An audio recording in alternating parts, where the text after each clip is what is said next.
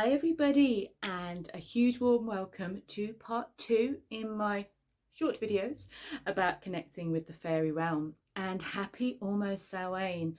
The veil between the worlds is getting rather thin, and even though it is really freaking hot in Glastonbury today, like I am too warm in this, it's almost November. Anyway, apart from a weather channel chat, it is approaching the most magical time of the year. Maybe. I think it's the most magical times of the year.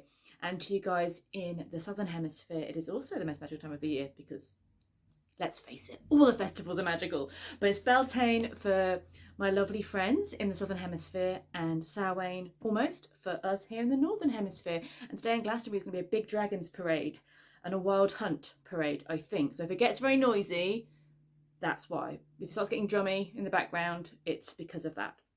So anyway, I've just popped by to do a 10-minute video, part two of our series of connecting with the fairy realm.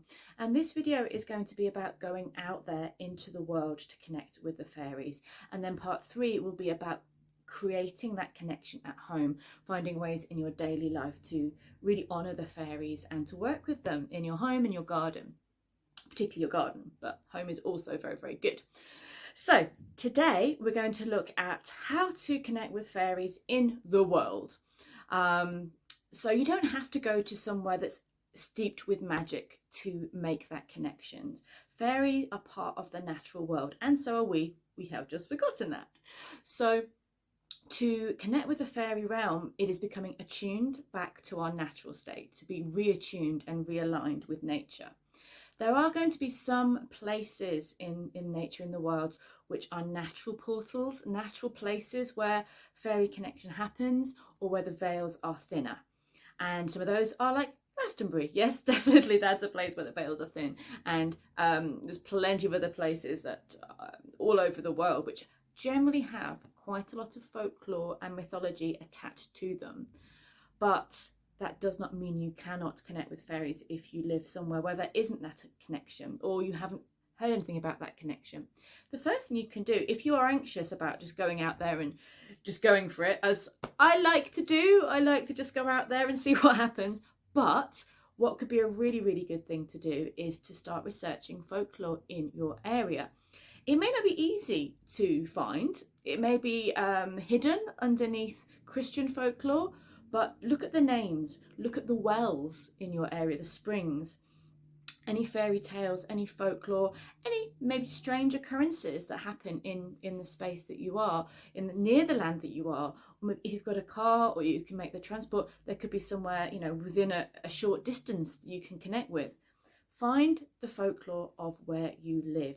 Unfortunately, in our modern age, we're not really having that ancestral connection to the land as much. These tales that have been passed down between families and friends, you would know the stories, the tales, the myths. They have often been now forgotten or, covered up. But you can find this. You can find it with a little bit of research and thankfully connecting to the internet and finding out just that little bit of a story, or maybe an area that is linked to maybe there's a hill or an old hill fort, maybe there's a hollow hill near you. Really, it doesn't have to be vast or grand, and actually it doesn't even have to be a famous place. You could just have, I'm not saying just, you could have a woodland, a grove near you that just feels right. You will create your own fairy lore by connecting with these places. So if a lot of lore has been forgotten, don't worry. Basically, if you're open to connect with the fairy realm and you spend time in nature, it's going to happen. It's just going to happen. But it's just a nice way to honour them, to find out if there are any stories, any tales that are in your local environment. So that's my first bit of homework for you. Get on the old research and see if you can find any photos. You may be living somewhere absolutely, packed with fairy lore. You could be, hopefully that'd be amazing. You could be living somewhere where there's Selkie lore, there's places called Pixie's Hollow or Goblin Combe. You could find all these names and go, hold on, I need to go to visit that place and find out what it's all about. You could have sacred stones or a stone circle, or a barrow mound near you, especially at this time of Samhain. The barrow mounds are the places where you leave your offerings for the ancestors, though, as I think Caitlin Matthews very rightly said, ancestors are for all year round, not just for Samhain. So basically they would like honouring all year round. But I love going to a barrow mound or you've been places like in Avebury and Wayland Smithy in Oxfordshire. I think it's in Oxfordshire. I love Wayland Smithy. I haven't been for a while, so I need to visit there. There is West Kennet Long Barrow in near Avebury. If you haven't been there, that's a wonderful place to really go on that journey to connect with the ancestors, and also therefore connecting with the spirits of nature and the fae. So bringing it back to your local area, have an adventure. Maybe set a day where you're going to go for a walk, or half a day where you're going to go on this adventure to find the folklore, the fairy lore of your area, and see what you find. And do let me know if you find any interesting stories or things that inspire you, intrigue you. But that's a lovely thing to do. It's very respectful, and it's good to reconnect with your ancestors, with your past, and with your local area. It isn't necessary though. What is necessary is taking a step out the front door and going to a place where your heart feels drawn to, going to a place in nature that you love. That could be a stream, you know, a lovely gurgling stream where you just feel, I feel at peace here. It could be a lovely woodland glade. It could be a forest. There could just be a hedge where you feel like this is a bit of a, because hedges are those between the world's places, we don't forget, and they're often made of hawthorn or thorn of some kind, and that's a very fairy tree. So finding those places which could be as wild or as close to home as is right. I've found that sometimes when you find places that are not too far away from humanity, you know, like some woods or in a park. I used to live in London, as you probably know, we've been in the channel for a while, and I used to go to Hampstead Heath, which is very close to where I live, and obviously lots of people there. I've had the most amazing and also the most full-on fairy connections there, where I was also told in no polite terms to get away. I'll come back to that in a second. When I was wandering a Samhain night many moons ago, and an owl screeched, on top of the fact that I had this feeling I shouldn't be here, but you know, you're a bit ballsy, you're wandering around, owl screeches, I was definitely not welcome there, but I'll come back to that in just a second. But go to the places where you do feel welcome. You have to go at night. I'm a bit of an, like wandering all times of day and night, but in between times are good. So, if you are an early morning person, dawn is a great time to connect, to go out and connect with the fairy realm. But twilight is getting, here we're turning the clocks and everything, twilight is getting earlier. So twilight is a great time. When the mists are rolling in, that's a space when you can really connect with the fae. But, any time of day is good. Go out there and find a place where you feel really drawn to connect, where you feel really heartfelt, happy, like this place feels good. Really listen to your body, your intuition, better than any book you can ever read, or listening to me, or, if you listen to your senses, which is how the fairies will connect with you, you will not go far wrong. So to really develop that sense of, this is a lovely place, I feel happy here, to it's meant to be nice here, but I don't get a good feeling. Just listen to that and go, great, I'm not maybe meant to be here right now, I'm just going to step away. So find that space and just experiment. It doesn't have to be, right, this is my fairy spot. You could just try, and then maybe next week try somewhere else, and just go until you find a space where you feel comfortable, where it feels like this is where I want to build my connection with the fairy realm. And when you found that place, just spend some time there. I have to say, as someone who's always on their phone as well, maybe put the phone down. Maybe just put it on airplane mode.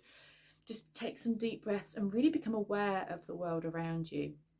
There's no great magical skill required at this stage. It's more just an awareness. And you know what? I think if we can all put our phones down and take some time without being distracted and allow nature to speak to us, at this stage, that's quite a good magical skill that we could all, that we could all work with. So yes, that would be my advice to you. Find those places or a place and start being aware. Sit in awareness. Maybe spend, if it is close to home, you could spend maybe more than one time a week there, or once a week, or whenever feels right, and just start connecting with the land. Do some opening up meditations, which again I can share. Oh, by the way, I'll share all of this on Faerie Awakening and more. So we do have Faerie Awakening, my course, starting on Monday. You're welcome to join for all the next week. Faerie Awakening will be open for enrolment, and I'm going to have 7 weeks packed full of guided fairy teachings and folklore and practical skills and tips and crafting projects and everything to connect with the fairy realm and bring in that magical connection. So I would love you to join, and if you would like to join Faerie Awakening, the link to sign up is down there, and you just look at my website. There's more information if you want to find out more. It's a really fun and beautiful course. We've got a great group, and if you would like to join and spend this last part of the year really connecting with the fairy realm, please do pop down there and find out more. I would love to see you there. But as I talk about senses and going to places where you feel and open up, if you get that don't come in vibe, I would also say listen to that. Don't go to a place where you don't feel right. Listen to that, because that's also the fairies talking to you, connecting with you, the spirits of place connecting with you. And there are some places we're just at that time not welcome. I've got loads more stories about that, but I will share that with you another time.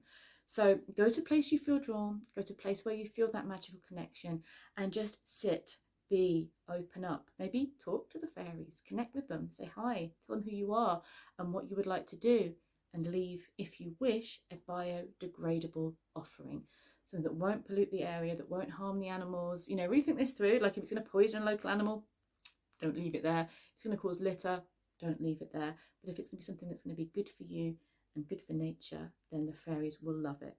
So that's all for now. I'll be back very soon with more fairy wisdom, but come and join Faerie Awakening and you're going to get so much more. Take care, and I'll see you soon.